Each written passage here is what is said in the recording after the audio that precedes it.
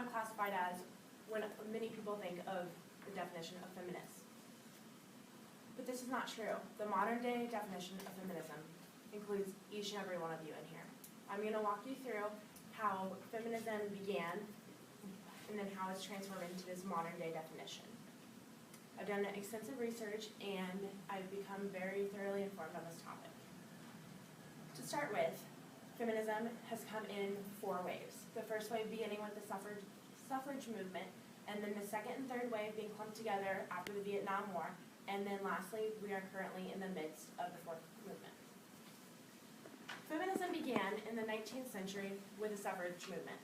Back then, women were not equal to men whatsoever. They weren't educated, they couldn't vote, nothing. In 2010, E. Elkins wrote an article about 2 women, Elizabeth Cady Stanton and Susan B. Anthony, talking all about how they fought against this. They wrote speeches, they campaigned, they wrote letters, and Susan B. Anthony even went so far as to dress up as a man and illegally vote. This first wave was ended with the passing of the 19th Amendment in the Constitution. This said that any U.S. citizen had the right to vote, meaning women could now vote.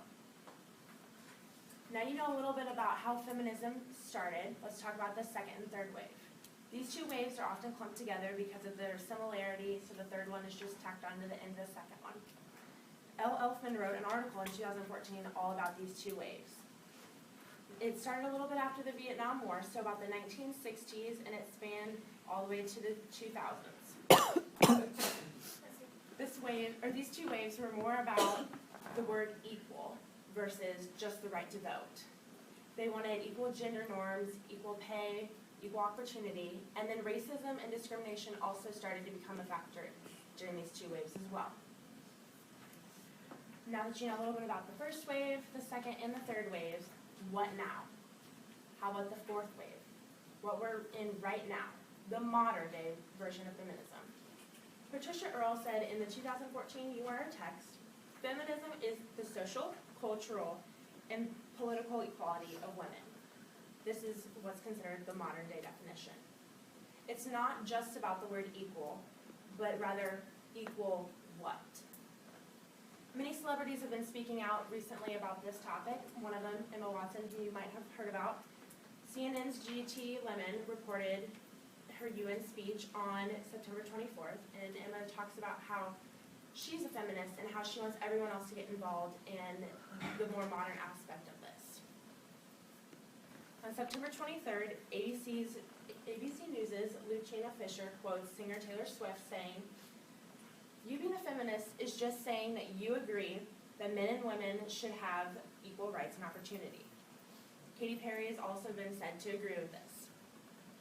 However, Fisher also quotes actress Shailene Woodley saying she's not a feminist because she loves men and she thinks the idea of women to power will not work because you need the equal balance. She's wrong and right. This modern day definition does include men. It includes men in aspect of equality of emotions. So the man doesn't have to always be the big, strong man that we have always thought of. He should be equally compared to a woman when it comes to emotions, just as women should have the equal power opportunities that men have. Men have also been neglected recently when it comes to parenting. Kids need their father too. So this is another push in this modern day feminism to have the father be an equal part in the parenting as well. So I've walked you through the first wave, which started with the suffrage movement in the 19th century, the second and third waves, which have been clumped together, and they span from the 1960s to the 2000s, where the word equal was introduced. And then now to what we are currently in, the 4th wave, the modern day version of feminism that includes men as well. I hope that you have been thoroughly informed on this topic, and thank you very much.